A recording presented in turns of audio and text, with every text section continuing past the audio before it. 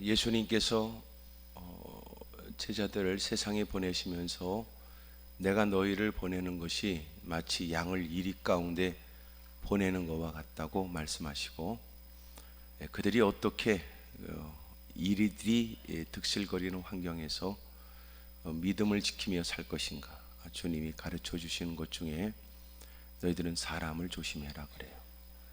뱀처럼 지혜롭고 비둘기처럼 순결해야 된다 가르쳐 주신 주님이 너희가 사람을 삼가라 이래요. 사람을 삼가라. 그리스도인들의 참 딜레마가 뭐냐 하면 끊임없이 사람을 만나 복음을 전해야 되지만 또 사람을 조심해야 돼요.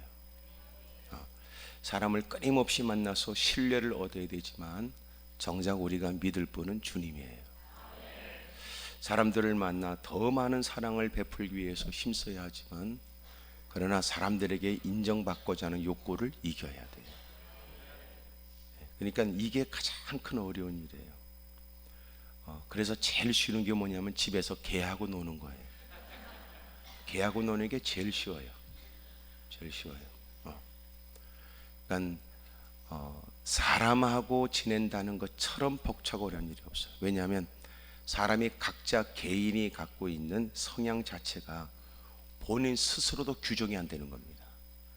내가 내 자신에게서도 규정이 안 되는 거예요. 쉽게 말하면 내가 자기도 몰라요.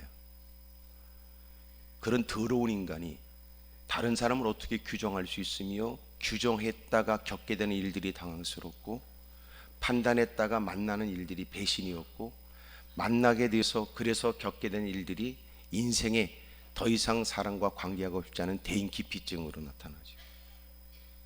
운둔생활하고 홀로 있게 되고. 그런데 그리스도인은 누구냐면 주님께서 우리를 사람들 가운데서 끄집어내셔서 그리고 주님이 주님을 충분히 알게 하고 등을 떠밀어서 우리에게 도전적인 사람들 틈으로 보내는 거예요. 지금 이제 아멘이 적은 것은 별 생각을 다 한 거예요. 그놈도 생각하고 그년도 생각하고 별 생각을 다 하니까 지금 아멘이 안 되겠죠. 여러분 어떻게까지 주님 말씀하냐면 너희가 원수도 사랑해야 된대. 그냥 내가 사랑하십시오 이 말하면 당신이 마음에 드는 사람, 좋은 사람들을 생각하면 사랑하십시오라는 말은 당연하게 느껴지지만 왼수를 사랑한다는 말은 수용하기가 어려워. 왼수는 왜 그러냐? 본래는 표기는 원수라고 쓰지만 읽기는 왼수라고 읽는 거거든요. 그러니까 감정이 실릴 수밖에 없는 단어예요. 사랑할 수 없는 사람이라고요. 그 인간은 지구촌에서 없어야 될 사람처럼 보여져요. 내 기억 속에 지우고 싶은데 문제는 그놈이 한 짓이 기억 속에 남아 안 지워진다는 거예요. 그러니까 악몽 같은 일인데 끔찍한 일인데 그를 사랑하라니. 그러니까 방법은 간단해요. 여러분 내가 죽으면 간단해요. 내가 없으면 간단하다고요. 근데 어떻게 없이 살아요? 끊임없이 우리는 자기가 누군지를 확인하고 싶어 하는데 성질 부리면서 자기가 자기를 확인하고 싶은데 지뢰 같은 일을 하면서 자기가 자기를 지키고 싶은데 그게 어려운 거예요. 이제 드디어 이제 여러분 표정도 보니까 아유 아무리 봐도 내 얘기 같다. 지금 이제 드디어 자신에게 적용하기 시작해서 가만히 있는 겁니다. 그 제일 어려운 게 뭐냐면 인간관계예요. 제일 어려운 게. 그러니까 교회를 떠나는 이유가 어디 있어요? 인간관계예요. 여러분 목사님이 설교 못한다, 은혜가 안 된다. 놀라운 건 교회는 이게 가장 큰 문제 같은데 이것도 작은 문제예요. 교회를 실제로 떠나는 것은 뭐냐면 인간관계 때문에 대부분 떠나요. 그래서 누군가 말하기를 그 사람이 교회를 못 떠나게 하는 방법은 그 사람과 아주 친분이 있는 몇 사람의 관계가 끈으로 이어지면 그 사람이 교회를 이런저런 이유 때문에 떠나고 싶어도 떠나지 않는데요. 인간관계 때문에. 근데 그 사람이 떠날 정도라면 어떤 거예요? 이미 인간관계가 다 훼손된 거예요. 그리고 떠날 때는 당장 안 떠나요. 이미 더 떠나야지. 아이고 떠나는 사람이 이해가 되네. 나도 언젠간 떠나야 되는데. 그러다가 몇 년 있다 떠나는 거예요. 그러니까 당장 떠나잖아요. 왜 당장 못 떠나는 거예요? 인간관계 때문에 못 떠나는 거예요. 그러니까 떠날 때는 인간관계 훼손 때문에 그래요. 교회에 머무르는 것도 인간관계 때문에 그래요.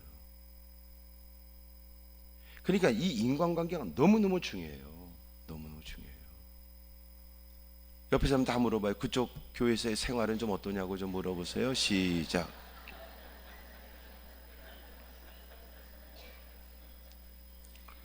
대부분 웃는 경우는 민망해서 웃기도 하고 할 말이 없어서 그럴 수도 있어요. 그래서 제가 강조하는 것은 언제나 신앙생활을 두 가지, 하나는 홀로도 잘해야 되고 더불어도 잘해야 되는데, 홀로라는 건 하나님께 무릎 꿇고 자기를 살피고 주의 음성에 귀를 기울이고, 또 하나님께 기도하고 하는 등등의 홀로라고 하는 단어가 있죠. 또 하나는 더불어예요.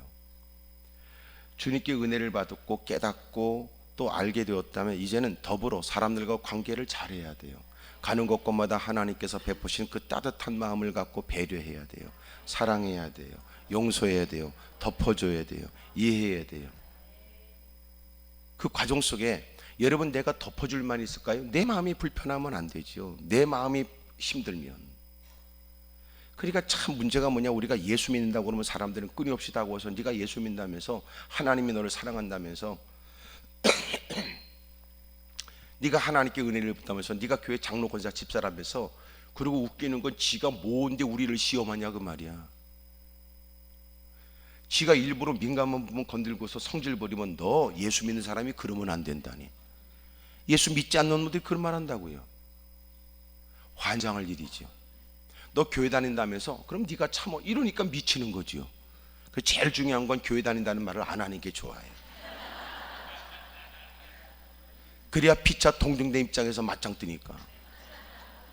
일단 내가 예수 믿는다고 그러면요, 졸지에 을이 되는 거예요. 그 인간이 갑이 되고.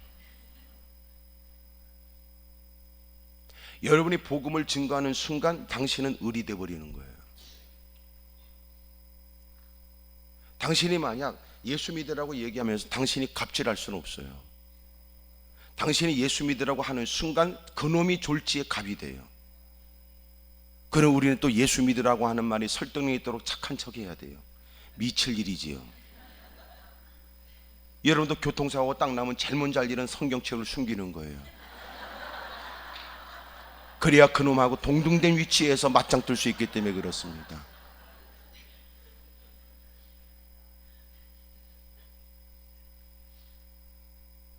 목걸이 십자가를 빨리 숨기는 거예요. 그러니 보세요.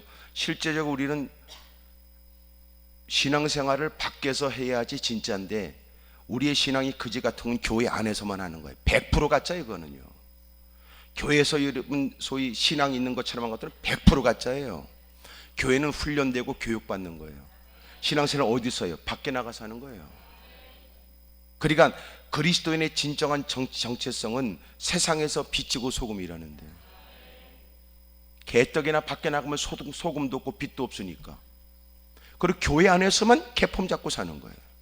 장로 권사 집사라고 미친 짓 하고, 사람들 만만하게 보고. 내가 이런 얘기를 왜 강하게 얘기하는 줄 아세요? 그런 사람이 이런 데 올 리가 있겠네, 이런 생각이 드는 거예요.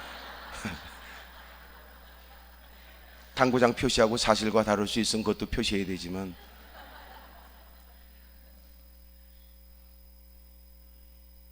교회에서 개판 친다고요. 교회에서는 그러면, 진짜 인격이 되어 있는 사람은요, 사회적 지위가 있고 괜찮은 사람은 교회 안에서 함부로 말을 섞지도 않고 함부로 행동 안 해요.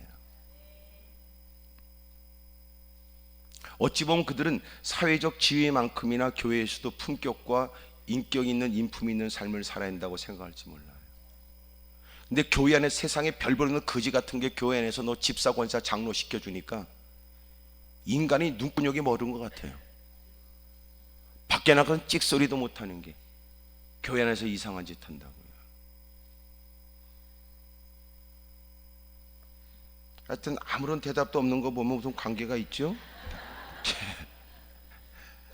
예수 믿고 는 거는 눈치밖에 없어가지고 가만히 있다가 복 받으라고 그러면 턱이 빠져나가도록 아멘하고, 지 얘기하면 또 가만히 보고 눈구녕만 뜨고 눈치만 보고 있고, 그런 건 하지 마세요. 응? 주님이 내가 너희를 보내는 건 세상에 이리들 가운데 보내는 것과 같다고 그래서 양이 이리들 가운데 가면 어떻게 될지 뻔히 알잖아요. 그러면서 주님이 사람을 조심해라. 사람을.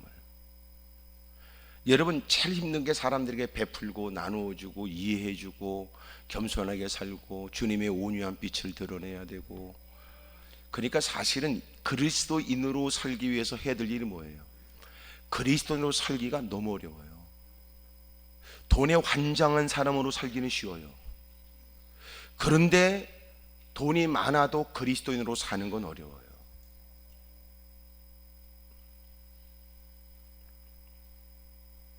우리 주변에 보세요. 돈 많은 사람이 되고자 하지 진정한 그리스도인이 되고자 하는 사람이 얼마나 있습니까? 높은 주에 올라가서 사람들 앞에 자기를 드러내며 사람들의 과시하고 싶은 사람은 많아도 자기가 사람들에게 어떻게 보여지는 것이 아니라 주님이 이미도 베푸신 은혜를 쫓아 주님 앞에 부끄럼 없이 살아보겠다고 하는 사람이 얼마나 있어요. 오늘도 여러분의 기도의 제목은 무엇입니까? 무엇을 원하십니까? 무엇이 이루어지길 원하십니까? 진정한 그리스도인이 되기 위해 어떤 핍박과 도전 속에서도 있어야 될 자를 지키겠다는 뜻일까요? 아니면 하나님께 내 편 되달라고 그러고 그놈의 새끼 모가지를 뺐다 껴달라는 걸까요? 우리가 원하는 바가 뭐예요? 하나님께 매달려 기도하는 모습은 누구와 비교되는 경건과 그리고 아름다운 신앙의 생활처럼 보이지만 정작 엎드려 기도하는 그 눈물 속에, 그 부르짖음 속에, 사력을 다하는 몸부림 속에는 보여지는 것은 억울함에 대한 호소요, 하나님이 그 능력으로 원수를 갚아달라는 얘기요, 자기의 마음이 시원해지도록. 여러분 보세요. 용서라는 것은 그 사람과 관계없어요. 그 새끼가 나한테 어떻게 하는지, 그년이 나한테 상관없다고요. 용서는 그 사람과 관계 있는 단어가 아니에요. 너 자신과 관련 있는 거지. 그러니까 그놈이 나한테 어떤 일을 하든지 관계없이 내가 용서하면 용서한 거예요. 하지만 저 사람이 그렇게 저지른 것에 대해서 상응할 만큼 사력을 다해도 내가 용서 안 했으면 용서 안 한 거예요. 그러니까 용서는 그놈하고 관계가 없어요. 너 자신과 관계 있는 거지. 지켜보는 사람이 이해가 안 돼요. 야, 그만큼 했으면 용서 좀 해라. 근데 눈이 벌겋게 떠서 일을 가려면 나는 용서 못합니다. 지켜보는 사람도 해도 너무한다 싶은데도 그 인간은 용서 안 한다는 거야. 용서라는 건 그 사람과 관련 있는 게 아니에요. 너 자신과 관련 있는 거지. 근데 불행하게도 우리는 용서를 그 사람과 관계 있는 단어로 생각해요. 저 사람이 그 일에 관해서 자기 잘못을 몰라도 내가 용서하면 털어버릴 수 있어요. 용서하면. 오늘 대부분 여러분이 근심하고 염려하고 탄식하고 힘을 잃어버리고 의욕을 잃어버리게 된 대부분의 이유는 전부 다 인간관계예요. 그래서 하나님의 사랑에 푹 젖어 따뜻한 마음이 생기면 그 무거웠던 짐이 가볍게 느껴져요.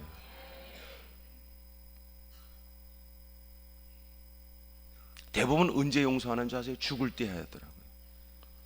지구를 떠날 때. 죽을 때 하더라고요. 어쩔 수 없이라도 밀어나지요. 그러니까 그 사람은 그 일을 위해서 일평생 사력을 다하다가 죽을 때는 막연한 믿음도 없는 거지 같은 것이 막연한 그 앞날의 일들을 걱정하면서 그들을 비로소 저주와 분노 속에서 놔줘요. 참 불행하죠. 인생을 왜 그렇게 사? 여러분 만화도 못 봤어? 일평생 일 갈면서 무술을 배우고 막 하고서 원수 딱 만나니까 그 사람은 자기를 기억 못 한다 그러면 이것처럼 허망한 일이 어디 있어요?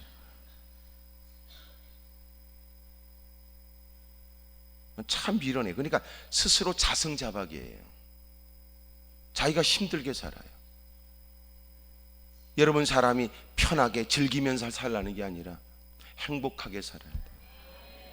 옆에 사람 물어봐요. 그쪽은 요새 사는 게 어떠냐고 다 물어보세요. 시작.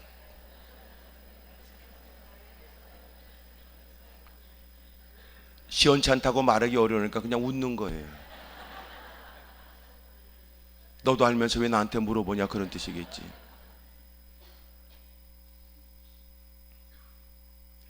여러분, 제일 어려운 게 사람과의 관계예요. 예수님께서 이 땅에 오셨어요. 주님 말씀하시기를 내가 너희에게 평화를 주러 왔다고 말하지 말아라. 검을 주러 왔대요.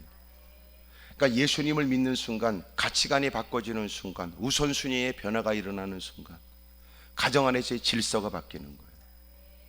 끔찍이 자식 새끼를 사랑했던 부모가 어느 순간부터 하나님이 먼저가 됐어요. 예수님이 먼저가 된 거예요. 남편 아내밖에 몰랐던 사람이 이제는 예수님이 먼저가 됐어요.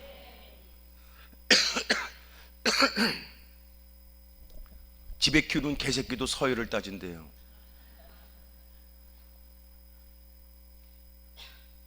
그러니까 절대로 여러분 그 서열을 확실히 알려주지 않으면 개판된다는 거예요. 그래서 자기를 끔찍이 사랑하는 사람이 자기 위고, 그렇지 않은 것들은 자기 밑으로 본다는 거예요. 이런 일에 그 개새끼보다도 더 위에 있는 서열의 사람이 서열을 정리해 줘야 된다는 거죠. 그래야 개가 그 집구석의 서열을 따라 산다는 거예요.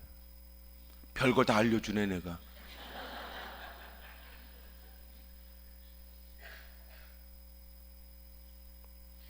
예수님을 영접하는 순간 그에게는 지금까지 우선순위가 바뀌는 거예요. 주님이 먼저가 되니까. 주님이 더 기뻐하시는 일, 주님이 원하신다면, 주님이 기뻐하지 않는다면 늘 거기에 관심 가지니까 집안에 문제가 생기죠. 옛날에 이런저런 제안에 같이 가족들이 움직이다가 어느 순간 예수님이 그 가정의 주인 되고 세대주가 되어서 주님이 기뻐하지 않으면 안 된다고 말하고 주님이 원하는 것을 하자고 제안하는 일이 다른 가족들이 이해하지 못하고 부딪히고 갈등을 일으킬 수밖에 없죠. 주님 말씀하신 그 갈등이 반드시 있다는 거예요. 그 갈등을 극복해야 된대요. 오늘 지금 이런 말씀을 듣는 자세가 뭔지 아세요? 마음밭이 네 가지가 있는데 하나님 말씀이 떨어졌을 때 길가에 떨어진 걸 새가 와서 집어먹으려고, 마귀가 구원받지 못하게 하려고 말씀을 가로채버리는 것이고, 하나님 말씀이 증거될 때 누군가는 옥토 같은 마음, 누군가는 가시덤불, 누군가는 자갈밭도 있어요. 놀란 건 이 공통점이 뭐냐면 다 하나님 말씀을 즐겁게 받는다는 거죠. 말씀을 받기는 하지만 그 다음에 문제가 생겼어요. 고난과 시련이 다가오면 바꿔줘요. 환난이 다가오면 바꿔줘요. 근시가 염려가 되면 열매를 못 맺는 거예요. 그러나 옥토에 떨어진 씨앗은 말씀을 감사함으로, 기쁨으로, 착한 마음으로 받아요. 인내로 열매를 맺어요. 다르지요.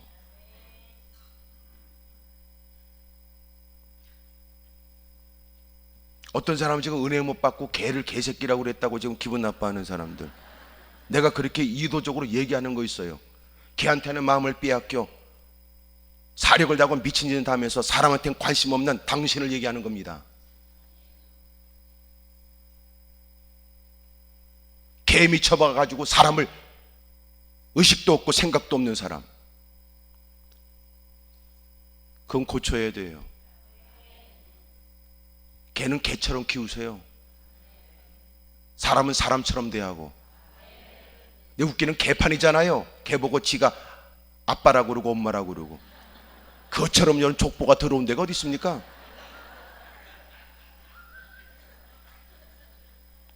지 부모한테는 이런 부모 대접 못하면서도. 그렇게 세상이 더럽지.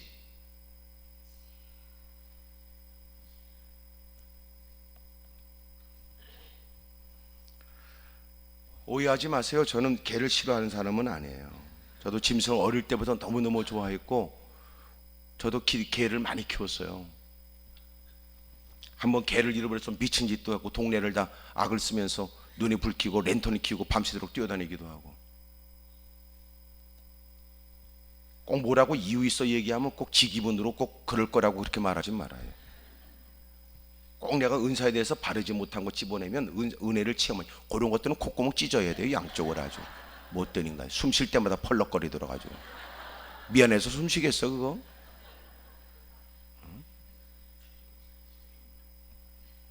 무슨 이유가 있을 거라고 귀를 기울여 들으려고 그러고, 무슨 연유가 있을 거라고 여러분 좀 더 깨달으려고 힘써야지.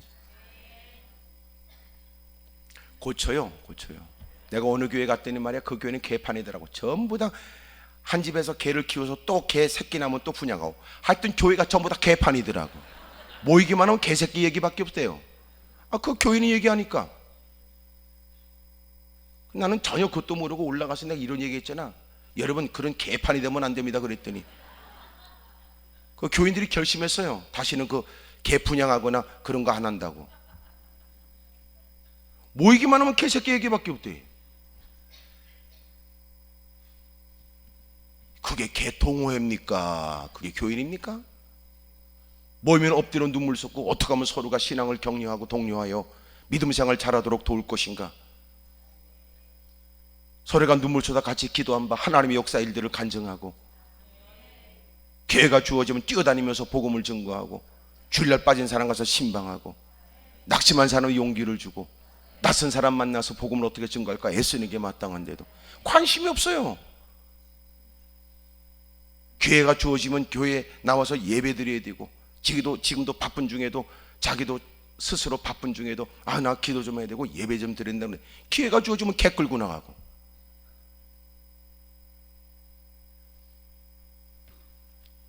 어떤 목사님이 그렇게 개를 많이 키우더니 어느 날 다 개를 나눠주고 없앴더라고요. 개한테 마음 뺏기니까 제정신이 아니라고 그러더라고요. 바둑에 미친 사람도 있고 야구에 미친 사람도 있었어요. 목사님들이 여러분 때로는 나름대로 취미생활을 좀 해보겠다고 야구에 미치니까요, 전도사 한 사람을 전담으로 맡겼대. 그날 야구 경기 뭐 하는지, TV에서 몇 시에 하는지. 그 사람은 하루 종일 하는 일이 뭐냐면 그거 보고하는 거야. 몇 시에 어디에서 뭐 하고. 이 정도야 까짓거 내가 무슨 죄를 짓는가 싶었는데 어느 날 소스라기 신올라 회개하고 다 끊었다는 얘기도. 남들은 그 비싼 돈을 들여가면서 이것저것 헤매고 놀러 다닐 때 낚시하는 거야. 그만한 거라도 목사는 있어야 되지 생각했는데 어느 날 낚시하다 보니까 수요일날 잊어버렸다는 거예요. 그래서 낚시대를 꺾었다는 얘기. 집에서 개 키우는 거에 뭐 대단하겠어요. 중요한 건 당신의 마음이 어디가 있냐가 중요하다고 말해요. 누구한테 왔어요. 목사님, 에어로빅 하는 건 죄인가요? 그러더라고. 에어로빅 하는 게 뭐 죄입니까? 열심히 운동하세요. 하늘을 찌르든지 땅을 찌르든지 열심히 흔드세요. 뱃살아 떠나가라 그러고. 하지만 당신이 예배 시간을 대신해서 운동하는 건 잘못됐고, 기도 시간을 외면하고 그렇게 운동한다고 하는 것은 잘못됐지요. 당신의 시간을 쪼개십시오. 건강하십시오. 그리고 그 건강을 가지고 열심히 주님을 잘 섬기십시오. 그렇다면 그거는 장려하고 손뼉 칠 일입니다. 너무나 가슴 아픈 일이 많아요. 여러분도 보세요. 무엇에 마음을 뺏기고 있는지. 예배 자리에 앉아서도 때로는 퍼즐 맡는 게 뭐가 문제겠어요. 누군가는 퍼즐을 맞추다가 예배 다급하게 와서 앉아가지고 빨리 끝나면 가서 퍼즐 맞춰야 되는데, 이것도 문제 아니냐 그 말이에요. 한국 사람이 갖고 있는 것은, 한국 사람은 이 감정적으로 너무나 이 정서적으로 이 감정에 너무 치우쳐 있기 때문에 끊고 맺는 게 불확실해요. 대부분 외국의 분들은 이렇게 이성적이 강해요. 우리는 감성적이 강하고. 소위 우리는 뭘 한다 그러면 딱 하고 나서 여기에 대한 여운이 너무 길어요. 근데 이성적인 사람은 거기까지 딱 끝나고 또 새롭게 시작, 딱 이게 안 되는 거예요, 우리는. 그리고 우리 이렇게 말해요. 여러분 눈빛이 말하는 것처럼 어떻게 사람이 그럽니까? 이렇게. 이게 힘든 거예요, 이게. 소위 여러분 애들이 때로는 막 그렇게 철없을 때는 막 머리에 빨간 거 노란 거 물들이고 막 그냥 막 귓구멍에다 몇 개씩 뚫어가면서 막 주렁주렁 달고 막 그러고 놀다가 어느 날 애들은 결심만 딱 하면 다 빼버리고 일순간 바뀌어 책상 머리에 앉아서 집중하고 공부한다는 거예요. 우리는 잘 안 돼 그게. 왜냐하면 적응하는 기간이 우리는 필요해. 그러면 쏘가지가 점점 가라앉아서 이렇게.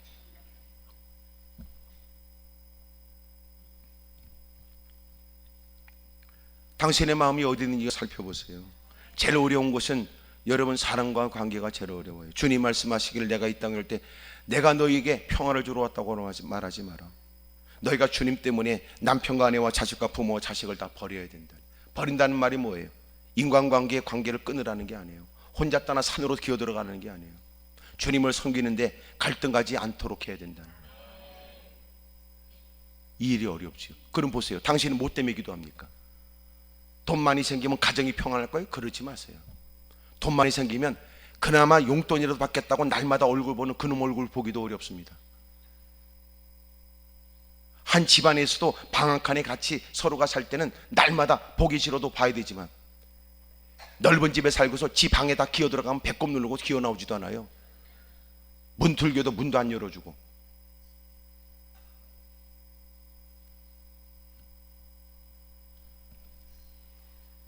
여러분, 주님이 먼저여야 된다. 주님이. 인간관계에서 주님이 먼저여야 된다. 여러분 갖고 있는 핸드폰에 있는 그 무수한 전화번호, 당신과 무슨 관계 있어요? 진지하게 살펴보세요. 무슨 관계 있어요? 의식 없이 막 저장된 거 다 지워버리면 돼요. 빼버리면 되고요. 많은 사람이 당신의 전화부에 적혀 있으면 당신 편입니까?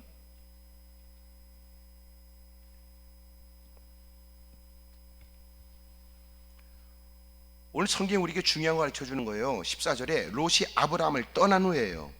12장 1절 여호와께서 아브라함에게 이르시되 너는 너의 고향과 친척과 아버지의 집을 떠나 내가 내게 보여줄 땅으로 가라 그래요. 마침내 그는 그 땅을 떠나게 됩니다. 본토 친척 아버지 갈대아우를 떠나 하란 땅에 거하다가 하나님이 두 번째 들리는 음성을 쫓아서 하란 땅을 떠나요. 하나님께서 말씀하시길 너의 고향과 친척과 아버지의 집을 떠나래요. 문제는 다 떠났어요. 문제는 곁에 자식이 없기 때문에 조카 롯을 데리고 다닌 거예요. 10장 10절에 있는 기근 때문에 가서는 안 될 하나님께 여쭙지 않고 하나님이 결정 없이 하나님 말씀 따라 발걸음 옮겨 가나안 땅에 들어갔다가 형편 때문에 말씀과 관계없이 형편이 이유가 되어져 애굽 땅으로 내려가요. 애굽 땅에 내려갔다가 힘들고 어려운 일을 겪지요. 자기 아내를 아내라고 말할 수 없는 그 어려운 분위기 속에 갇히게 돼요. 지금 당장은 그렇게 된다고 생각했는데 실상 가서 보니까 더 끔찍한 죄를 또 져야 돼요. 하나님 말씀대로 살기 어렵다 하여 여러분 그곳이 갈 땅인가 가서는 안 될 땅인가 군분 없이 갔다가 가면서 생각하기를 자기 아내 때문에 자기가 목숨을 잃어버리고 아내를 뺏길 수 있다는 두려움이 엄습했어요. 그래서 거짓말을 또 한 거예요. 잊지 마세요. 당장 현실을 결정하면 끊임없이 온수막인 우리에게 새로운 일에 벗어나지 못하는 새로운 일을 하도록 만들어요. 은혜 생활하게 되면 기쁨이 더 배가가 되지만 죄를 짓게 되면 더 두려움은 더 점점 늘어나요. 기분으로 결정하게 되면 당신의 기분이 더러워져요. 점점 무서움에 점점 어려움 속에 사로잡히게 된다고요. 원수막인 우리에게 기분으로 결정하라고 말하지요. 그리고 점점 기분이 찝찝해요. 기분이 나빠져요. 두려워요. 사로잡혀요. 더 이상 헤어나지 못하도록 만들어요. 나중에는 자기 스스로가 포기하도록 만들어요. 그게 죄예요. 죄는 우리에게 합리적이고 논리적이지요. 왜? 당장 당신의 기분을 맞춰줄 것 같으니까. 미련합니다.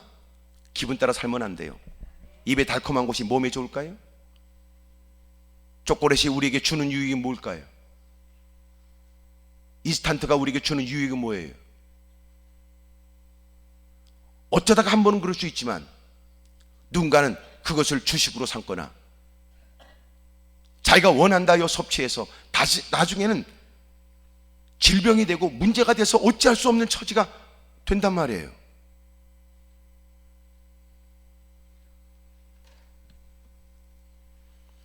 마침내 아내를 아내라고 말하지 못해요.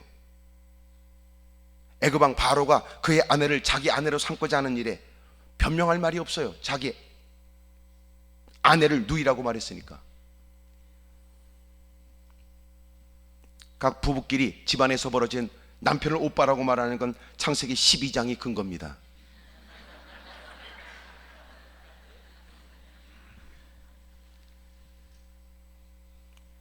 마침내 자기 아내를 내주고 그리고 결혼을 해요. 결혼 예단이 죽어갔어요. 왕인 만큼 위치만큼이나 많은 걸 대빵 줬다고요. 하나님이 그 가정을 순결성을 지키도록 하나님이 개입해요.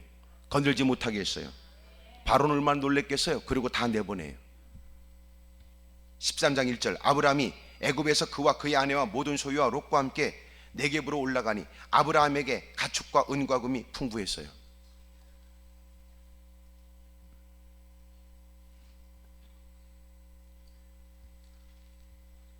풍부했다는 말이 좋은 말 아니에요. 사회가 더 혼란해지는 것은 풍요로움 때문에 일어나는 계속 끊임없는 더러운 악순환 일들이 계속 일어나요.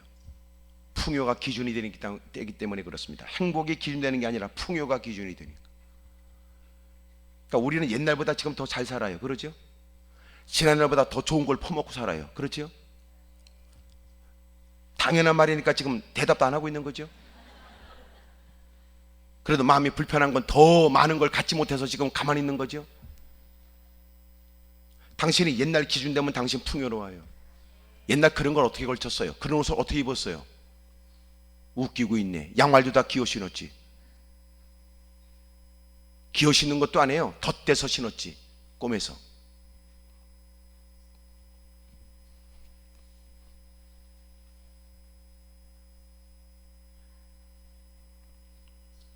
옛날에는 옷이 찢어지면요 부끄러워서 열심히 기어 다녔어요. 지금은 워낙 배부르니까 일부러 찢고 다니죠.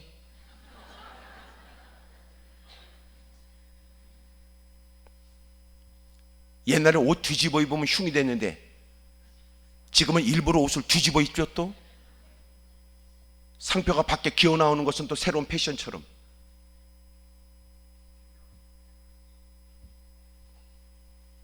등 따스고 배부르니까 별짓 다 하는 거예요. 본래 옷이라는 기능은 여러분 자기를 보호하거나 추위를, 근데 지금 그런 기능 없어지고 이제 패션입니다. 그리고 이상하게 옷을 입어야 패션이고. 풍요입니다. 풍요. 전부 다 풍요의 눈이 멀어버렸습니다. 여러분 옷장에도 보세요. 옷이 한두 개인가. 너무 옷이 많으니까 고르지 못하는 겁니다. 옷 고르는 거 갈등을 해결하는 방법 알려드릴까요? 옷 한 벌만 있으면 갈등 안 합니다. 그만 주워 입고 나오니까. 두 벌이 생기면 갈등하는 거예요. 사람은 행복하다 이게 따지지 않고요, 풍요만 따져요. 옆에서 물어봐요. 그쪽은 뭘 따지냐고 물어봐요. 시작. 가만히 있죠? 뭘 물어보냐고 말이에요. 그 말을. 세상이 미쳤어요. 그러니까 우리보다 못 사는 사람도 우리가 볼 때는 빈곤하지만 그들은 우리를 풍요로움의 마음을 뺏기기보다 그들은 행복하대요. 우리는 있어도 환장하고 그 많은 걸 가지고도 더 많이 못 가져서 확 죽어버릴 때, 여기 풍요롭다고 풍부했다고 말하지만 13장 1절에 이것 때문에 개판이 되는 거예요. 생전에 없던, 그전에 없던 다툼이 생기는 거예요. 마침내 조카롯과 헤어져야 했습니다. 조카롯에게 네가 원하는 땅으로 가라고 말하죠. 조카롯은 마침내 자기가 원하는 에덴 동산 같고 애굽 땅과 같은 곳으로 택해요. 그리고 소돔과 고모라 땅으로 가게 됩니다.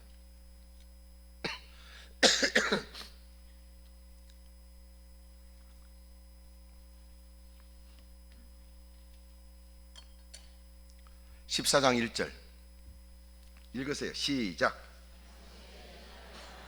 미안해. 13장 14절 시작. 요시 아브라함을 떠난 후에 여호와께서 아브라함에게 이르시되,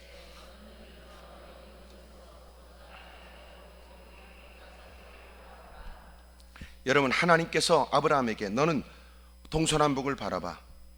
내가 네가 보는 곳, 시선이 미치는 곳을 다 내가 너에게 줄게. 그리고 네가 살아있는 동안 네 발이 닿는 곳은 내가 너한테 줄게. 그래요. 너와 내 자손에게 주고, 보이는 땅을 네가 발이 닿는 곳까지 내가 너한테 주고. 이 모든 일이 언제 일어났어요? 롯이 아브라함을 떠난 후에 나타나진 거예요. 다시 12장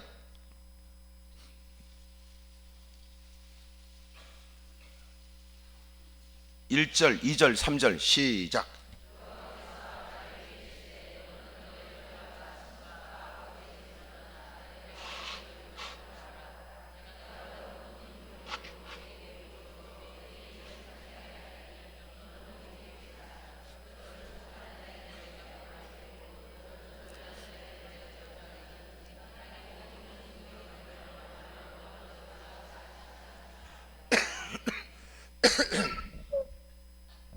하나님께서 복을 주신대요. 그 뭐냐면 고향과 친척과 아버지 집을 떠나래요. 고향을 떠났어요. 아버지 집을 떠났어요. 문제는 친척을 못 떠나요. 자식이 없는 처지에 조카로서 자기의 자식처럼 데리고 다녀요. 조카롯과 헤어지지 않으면 안 될 처지가 됐어요. 조카롯과 헤어졌어요. 롯이 떠난 후에 주님이 말씀한 거예요.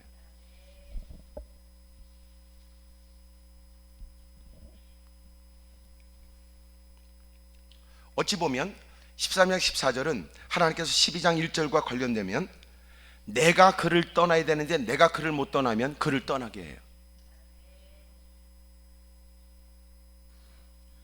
하나님께서 우리의 신앙생활에 중요하게 여기는 건 환경이 아니라고 가르쳐 주는 것 같아요. 환경은 주님이 책임져 줘요. 소위 말해서 출애굽을 해요. 광야 생활을 해요. 가나안 땅에 그 다음에 들어가잖아요. 근데 출애굽을 하고 광야 생활에서 가장 그들은 하나님의 복을 마음껏 누려요. 광야의 특징이 뭐예요? 집이 없어요. 길이 없어요. 물이 없어요. 사람이 거주할 수 있는 땅이 아니에요. 근데 놀라운 건 하나님이 함께 하니까 그들은 40년 동안 그 땅에서 모든 걸 다 누려요. 옷이 헤어지지 않도록, 신발이 떨어지지 않도록 가란 목을 죽여주고 만나를 허락해서 그들을 먹여줘요. 동풀모로 메추라기 떼를 보내줘요. 대적들을 물리치게 해요. 뭐가 부족해요? 아무런 부족한 게 없어요. 그들은 삶이 조촐해요. 천막을 치고 또 천막을 거둬야 되고 불기둥 구름기둥의 인도를 받아가면서 움직여야 돼요. 가나안 땅에 들어갔어요. 견고한 성이 있어요. 내 집이 있어요. 창고가 있어요. 재어나요. 짐승떼가 늘어나기 시작하자 인간들은 하나님을 의지하는 것을 소홀히 해요. 가나안 땅에 들어가서 하나님이 남긴 7 족속을 통하여 의다 터지는 겁니다. 사사기에 보여지는 하나님께서 그들을 통하여 그들에게 있는 걸 다 약탈당하게 하고 짓밟히게 하고 뺏기게 하고 자기 집구석이 있지만 산으로 도망가서 사람이 숨어 있어야 되고 모욕을 당하고 고통을 당하고 궁핍 속에 허덕거려야 되고 진짜 그 오히려 그들에게 행복이 뭐냐면 그들이 거주할 집은 없고 어디로 가야 될지 모르고 당장 먹을 물은 없지만 하나님의 전적인 보호가 있었던 광야 생활이 더 행복했어요. 중요한 건 뭐예요? 우리는 형편을 따질 때 주님 말씀하시는 것 나다. 내가 있어야 돼. 너 내가 있어야 돼. 여러분은 주님을 원합니까? 환경을 원합니까? 오늘도 주님을 부르면서 환경을 원하겠죠. 돈을 대빵 주옵소서 이렇게까지 기도할 필요가 없도록 주여 잘 되게 하옵소서 이렇게까지 사력을 다하고 매달릴 필요가 없도록 주여 대빵 많이 주옵소서 이렇게 엎드려 기도하는 것보다는 더 싸도록 다닐 수 있는 여건이 되도록 그런 거 아닙니까? 들켜서 가만히 있는 거예요. 어떻게 대놓고 얘기한다고 그러는 거예요? 주님이 우리의 기업이 되야 됩니다. 주님이 우리의 기업이 됩니다. 옆에서 물어봐. 그쪽은 기업이 뭐냐고 물어봐요. 시작. 대답 안 하지요. 워낙 곳곳에 숨겨놓은 게 많으니까 갑자기 생각이 안 나겠지. 우리의 기업은 주님입니다. 주님.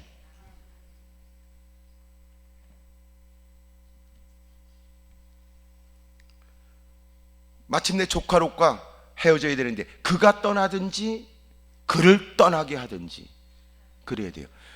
여러 가지 어려운 환경을 통하여 보세요. 하나님은 하나님의 일들을 이루세요. 이걸 섭리라고 그래요. 하나님은 하나님의 일들을 이루기 위해서 하나님은 하나님의 일들을 행하세요. 그가 애굽 땅에 가서 바르지 못한 방법이었지만 그래서 얻게 된 풍요업 속에서 하나님은 하나님의 일들을 이루어요.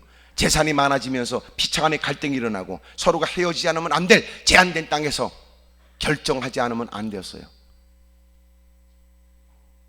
그리고 조카 롯이 떠나요. 소돔과 고모라 땅을 택하지요. 그 땅은 망해요. 중요한 건 오늘 하나님께서 그가 아브라함을 떠난 후에 그 말이에요. 하나님께서 그에게 말씀해요. 너 다른 데 가지 말고 이곳에 있어. 동서남북을 바라봐. 내가 너와 내 자손에게 이미 너에게 이미 약속한 대로 내가 줄게. 네가 살아생전 네 발걸음이 닿는 곳은 놓아줄 테니까. 제일 우리가 어려운 게 뭐예요? 사랑과의 관계예요. 제일 갈등이 뭐예요? 사랑과의 갈등이에요. 주님이 우리에게 묻는 거예요. 너는 누구를 택할 것이냐? 누구를 택할 것이냐? 이런 일에 주저함이 없는 선뜻 준비된 대답을 늘 하고 살아야 되는, 이런저런 이 때문에 홀로 됐을 때는 하나님밖에 없다고 말하기가 쉬워요. 얻어터져 대화 상대도 없고 힘들고 어려운 처지에 홀로 있게 되면 하나님밖에 없다는 말은 그건 신앙 아니에요. 형편과 여건이 나아지고 사람과의 관계가 이어지면 하나님 모른 채 하고 끼리끼리 어울려 이상한 짓 할 가능성이 무지무지 많아요. 인간이 그래. 우리의 가장 큰 딜레마는 사람 속에 있대 하나님만 전적으로 의지하고 사는 거예요. 야고보서 1장에 기록되는 더러움이 없는 경건이 뭐예요? 더러움이 없는 경건은 입에 재가름을 열어 거짓말하지 말어. 과부나 고아를 돌보아줘라. 세 번째로 세상에 물들지 않도록 너를 지키라는 거예요. 세상에 있대 세상에 휩쓸려 가지 않는다. 사람들 틈바로 좋은 관계를 맺고 덕을 끼치되 그는 언제나 잊지 않는다. 어떻게 살아야 될지를. 서로가 화기애애 웃으면서 대화하고 그러고 있다가 누군가가 예배 시간이 됐는데도 손을 잡아 끌고 옷소매를 붙잡고 끌고 갈 때 뿌리쳐가면서 미안합니다. 저는 여기까지, 저는 지금 가야 될 때가 있습니다 라고 말할 수 있어야 됩니다. 과연 그 일이 가능할까요? 서로 피차간에 좋은 관계에 있다가 아유 참 우리가 이렇게 모처럼 이렇게 같이 우리가 모였으니까 어디 가십시다. 모처럼 이 말은 얼마나 우리에게 유혹이 돼요. 모처럼 특별하게 각별하게. 다른 사람 다 좋다는데 혼자 빠지기 어렵죠. 홀로 있는 것도 외롭지만 홀로 있는 게 더 신앙생활에 유익될 수 있죠. 하지만 그걸 진정한 신앙이 아니에요. 왜냐하면 주님이 우리에게 세상 가운데서 너는 빛을 드러내고 맛을 드러내라고 그러니까. 그러니까 세상과 악이 다툼하면서 돈 많이 벌려고 하면 신앙생활을 못해요. 믿음생활을 잘 하려고 하는 것이 중요한 일이 돼야지. 아멘이 점점 줄어드네.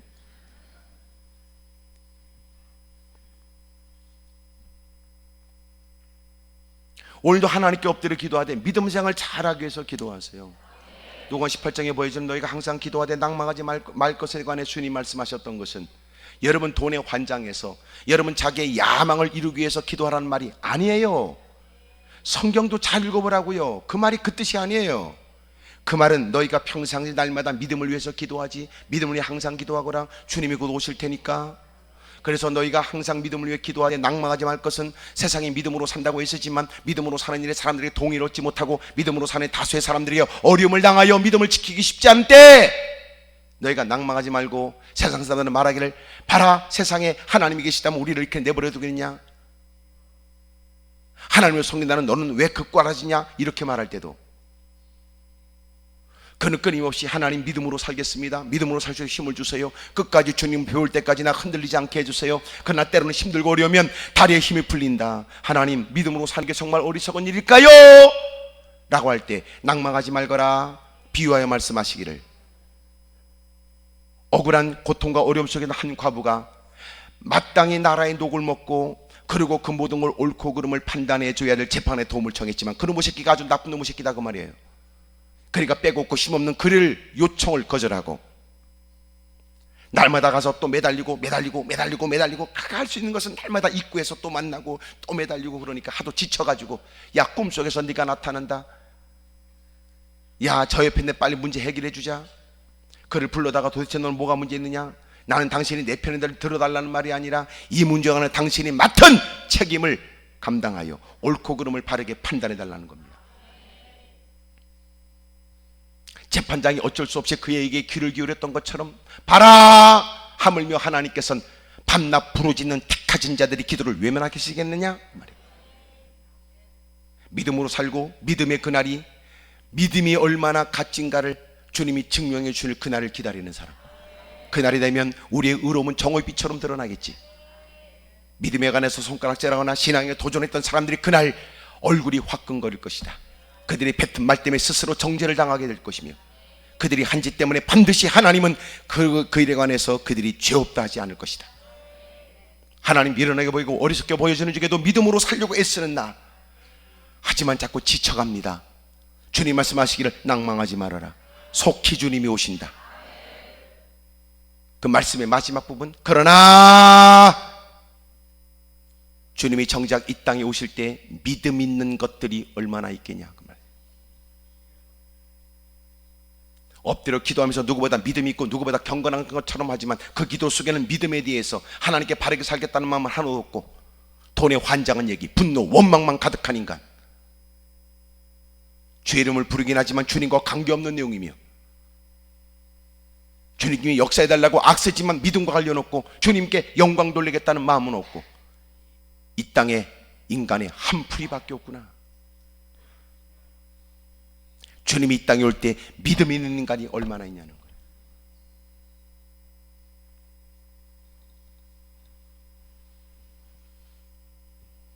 오늘 저와 여러분도 신앙생활에 걸림돌이 되게 하는 그 어떤 관계를 정리하세요. 뛰어넘길 바랍니다. 극복할 수 있기를 축복합니다. 크게 아멘 하십시다. 그 사람이 나한테 잘한 것보다도 하나님의 영광이 더 커야 되고, 여러분 그 사람과 이런저런 이권과 여러분 이득의 관계보다도 하나님의 영광이 더 커야 된다는 거예요. 아멘입니까? 사람들이 누가 나한테 잘해주는 건 공짜가 없어요. 잘 모르시네. 시간 지나면 뇌물이 되는 거예요. 미쳤어요? 돈 귀한 줄 다 아는데. 그래서 우리 주변에 누가 우리를 사랑한다고 섬긴다고 하는 것도, 여러분 그 잘못 그런 일에 얽매여지게 되면 상대방이 오히려 그 우리를 나를 사랑한다고 건네는 것이 역으로 미움으로 바뀌어요. 이런 거죠. 내가 그만큼 했으면 그 인간 그러면 안 됩니다. 내가 그만큼 했는데 그 인간 그러면 안 됩니다. 그래, 그 사랑은 뭐예요? 자기 충족을 위한 거예요. 하나님과 관계없어요. 상대방을 위한 것도 아니에요. 교회 안에 이런 짓거리가 많다는 거예요. 종교 중독도 있고, 예수님을 영접하지 않은 채 이렇게 모여서 설교 듣고 찬송하는 것만이 좋을 뿐이지, 예배 가운데 그의 영혼이 영향을 받고 그의 인격의 변화가 있고 삶의 목표가 달라지고 그의 가치관에 달라지지 않은 채, 그러니까 교회를 출입하면 잘못하면 교회 생활은 친목회로 바꿔지고, 밖에서는 별일 없는 인간이 교회 애들은 외롭다고 그러고, 자기가 누구한테 특별히 막 그냥 유난히 너무나 잘해줘 그 사람한테. 근데 놀라운 건 이 사람이 내가 이만큼 쏟는 사람, 저 사람은 나만 쳐다봐야 되는데 이 사람이 워낙 인간관계가 무사람과 다 다정해. 이 사람하고도 친하고 저 사람 환장하는 거야. 이 사람은 그거는 정신적으로 문제 있는 사람이에요.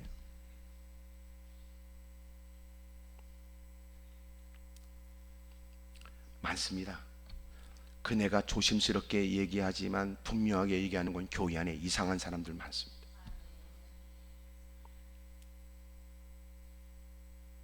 혹시나 문제가 될까봐 내가 조용하게 얘기하는 거예요.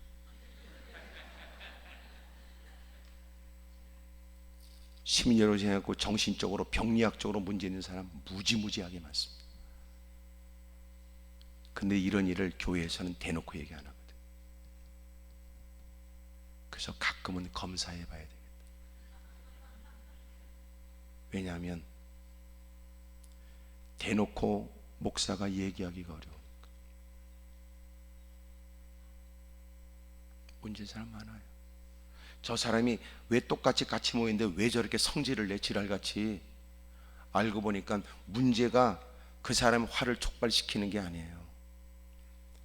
자격지심, 열등의식에 지가 못 견디는 거예요.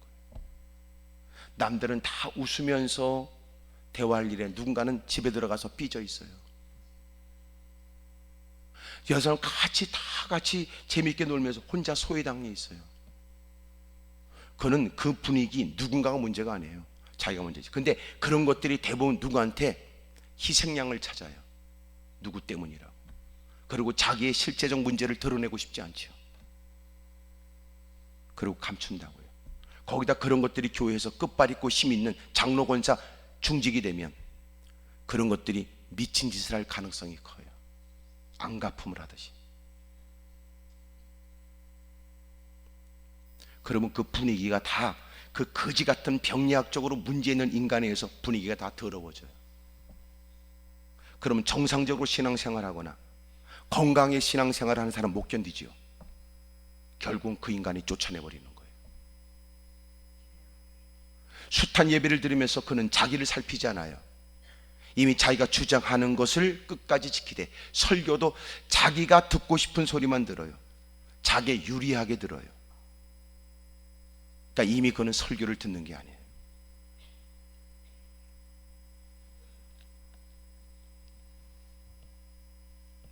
그리고 그 사람들이 하는 것이 대부분 예배 끝나고 나면 정죄하고 비판하는 일을 좋아해요. 그 미친 짓을 한다.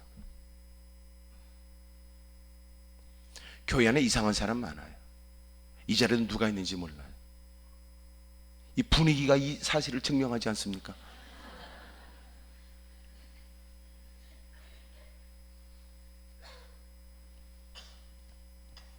그래도 여기서까지 좀 이런 얘기를 거론하기가 좀 편해요. 잠깐 보는 첫인상으로 그 사람을 모르니까. 교회에서는 다 알죠.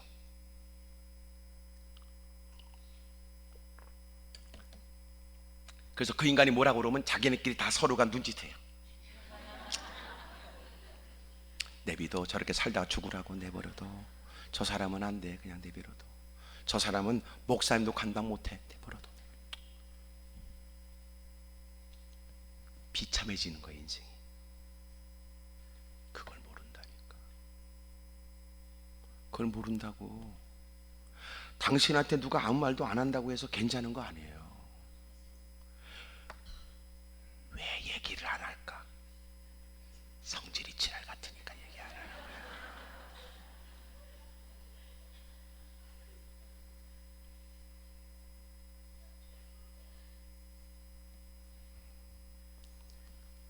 부끄러운 줄 모르거든.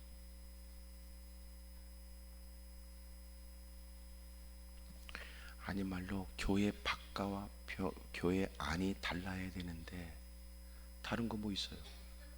소위 교회 안에서는 통제가 있다. 집 밖과 집 안이 달라야 되잖아. 집 안에 신발 신고 막 다니겠어? 집 안에 들어왔으니 너 신발 벗으라 그 말 아니야? 집 바깥에서 너 입었던 복장이 또 때로는 달라질 수 있잖아. 밖에 나갈 때는 두꺼운 외투도 걸치고 나간다고 이러는 거. 들어왔는데 왜 이렇게 너는 그렇게 모자를 쓰고 둘둘 감고 있어? 집 안과 밖이 달라야 되는데 교회 안과 밖이 다른 게 뭐가 있어요? 적어도 의식. 야, 교회에서 그러면 안 되지. 예배 드린대잖아. 기도하는 시간이잖아. 그것조차 없으면 그 인간 뭡니까?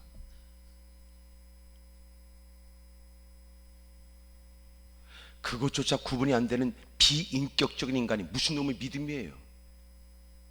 적어도 밖에서 담배를 꼬나 물고 있던 인간도 교회 안에 들어올 땐 담배불을 끄는데, 너는 하나님의 전에 대한 공간에 넌 어떤 의식을 갖고 있냐 그 말이야. 그러면서 교회에서 장로권자 집사라고 개펌 잡는 건 얼마나 웃겨요. 이건 코미디가 아니야. 끔찍하니 호러 영화지 그런 거는.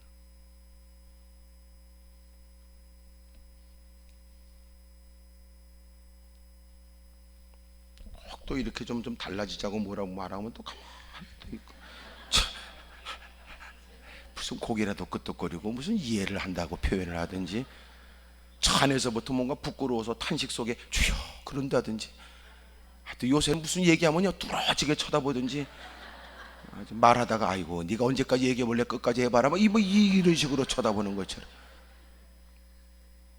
그러니까 요새는 목사가요 이 이 신학교는요 반드시 그냥 졸업하면 안 돼. 태권도 5단, 유도 3단 뭐 이런 걸 좀 배우고 나와서, 아니면 격투기를 좀 배우고 나와서 뭐 그러고선 해결해야 될 것 같이.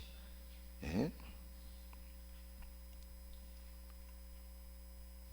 사각의 링에서 여러분 치고받는 것은 마땅해도 적어도 이러면 하나님의 전에서 뭔가 하나님 말씀 앞에 뭔가 깨닫고 말씀의 지적을 쫓아 회개하고 새롭게 좀 살아보겠다는 결단도 보여야 되는데, 이게 구분을 못하는 것 같아. 오늘 오셨으니 다 떼 빼고 광내고 말이에요. 예. 그리고 단장되어져 돌아가길 바랍니다. 아멘입니까? 옆에 사람 다 물어봐요. 그쪽은 신앙생활에 가장 어려운 게 뭐냐고 물어봐요. 시작. 인간관계. 이건요 평생의 문제예요. 평생에. 왜 그런 줄 아세요? 오늘은 찾겠지만 내일은 또 모르거든. 그러니까 우리가 교회에서 당황스러운 게 뭐예요? 그놈이 그럴 놈이 아니라는 거야. 옛날에 그 사람 그러지 않았다는 거지. 그러고 상처 입는 거 아니야? 한때 좋은 인상 가지고 만났는데 그놈이 알고 보니까 사기꾼이 됐네. 그래? 옛날에 그렇게 신앙생활에 자꾸 본을 보였던 사람으로 좋은 기억을 가졌는데 알고 보니까 그놈이 못된 짓을 하네. 그러니까 이것은 누구를 따지기 전 우리 자신을 살펴야 돼요. 주님 오실 그날까지 치열하게 자기와 싸워야 합니다. 크게 아멘 하십시다. 하나님 내게 성령 충만의 은혜를 주십시오. 많은 사람과 아름다운 관계를 맺지만 그러나 언제나 잊지 않게 해주십시오. 하나님의 뜻을 받드는 일에 복음에 관해서는 단호하도록 도와주십시오. 이런 일을 몇 번 하면요 여러분 스스로가 신앙을 지킬 수 있어요. 만약 그들의 제안에도 당신이 신앙적 사고를 갖고 분명하게 딱 대처를 하면 누구도 당신에게 섣불리 찝쩍거리잖아요.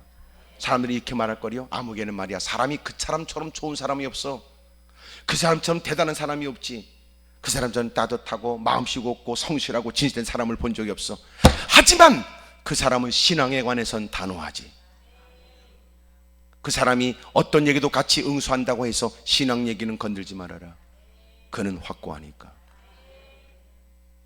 알고 보니까 그 사람이 성실하고 진실되고 바르게 사는 정직한 삶은 그가 그렇게 고수하고 중요시 여기는 신앙에서부터 나온 이야기였다.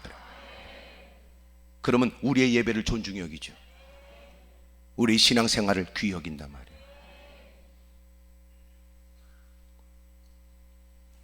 오늘 하나님께서 롯이 아브라함을 떠난 후에 하나님이 그에게 또 재차 하나님의 약속을 해주신 것처럼, 은혜를 베풀어 주신 것처럼 우리는 피할 수 없는 인간관계 속에서도 끊임없이 하나님 앞에 바르게 서 있게 되기를 축복합니다. 할렐루야. 가깝다고 하는 것이 뭘 가까운 거냐? 친하다는 것이 뭐 친한 거냐?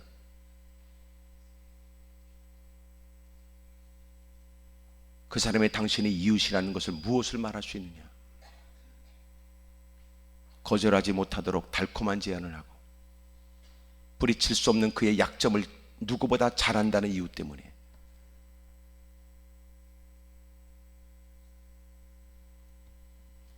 부모를 통하여 신앙의 도전을 받을 수 있고 외면할 수 없는 자식 때문에 신앙의 갈등을 일으킬 수 있을 때 아픔 속에서 견고히 있으세요. 그곳에 이미 오랫동안 내가 갈등하면서 결정한 일이라는 걸 증명하고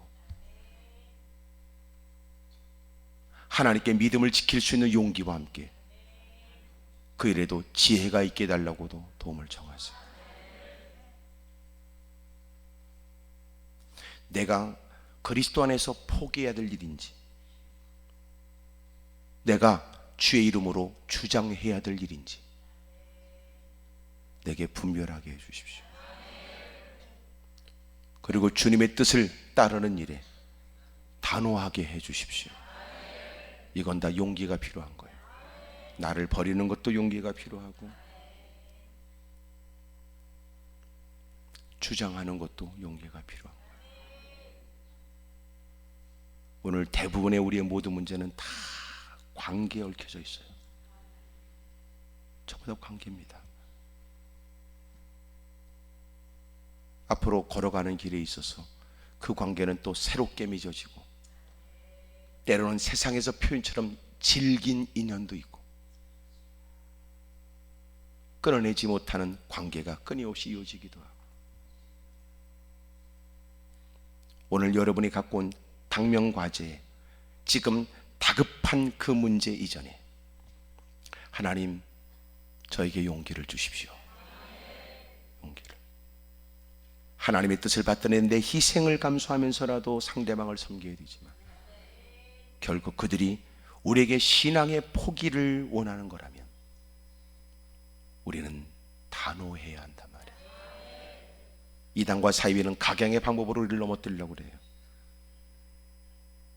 참, 우리는 복음을 위해 목숨 걸 마음이 없는데 그들은 이단 사설에 목숨 걸 준비가 되어 있다니 놀랍죠.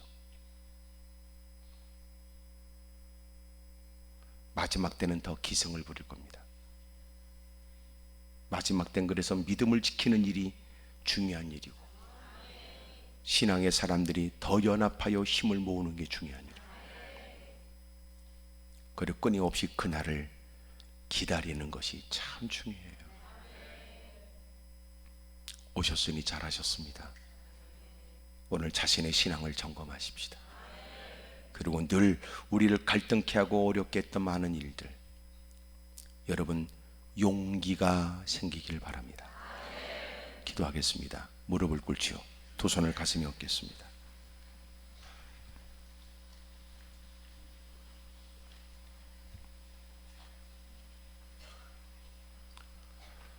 날 오라 하심은 온전한 믿음과 온전한 믿음과 또 사랑함과 또 사랑함과 평안함 다 얻게 함일세. 다 얻게 함이 내가 주께로 내가 주께로 지금 왔습니다. 지금 왔으니 십자가의 보혈로 날 씻어주소서. 날 오라 하심은 날 오라 하심은 온전한 믿음과 온전한 믿음과 또 사랑함과 또 사랑함과 평안함 다 얻게 함일세. 다 얻게 함 내가 주께로 내가 주께로 지금 왔습니다. 지금 왔으니 십자가의 보혈로 십자가의 보혈로 날 씻어주. 두 손 들고 내가 주께로 내가 주께로 지금 왔습니다. 지금 왔으니 십자가의 보혈로 날 씻어주소서. 두 손을 높이 들겠습니다. 주먹을 꽉 거머져요. 아브라함도 최고의 신앙으로 이제 네가 나를 경외하는 줄 알겠다고 하는 음성을 들었던 건 하나님이 그를 시험하여 아들을 제물로 드리라고 하고 난 다음 하나밖에 없는 자식을 하나님이 말씀한다는 이유에 그 이유를 따라 자식을 하나님께 드리면서 하나님이 이제야 네가 나를 경외하는 줄 알겠다고 말씀하셨다고요. 당신은 어떤 관계에 얽매여져 있습니까? 당신에게 있어서 주님은 누굽니까? 주님, 저희들에게 용기를 주십시오. 엉터리입니다. 가짜 쭉정이. 이렇게 모여서 열심히 부르짖고 기도하니까 믿음이 커 보이지요? 진짜입니까? 주님밖에 없을 듯한 모습을 보이지요. 주님밖에 없는 듯한 모습을 보이지만 삶의 현장에 돌아가면 아무것도 아닌 별 볼 일 없는 사람. 내게 용기 좀 주십시오. 힘을 주십시오. 주님을 크게 세 번 부르고 통성한 자리 기도합니다. 주여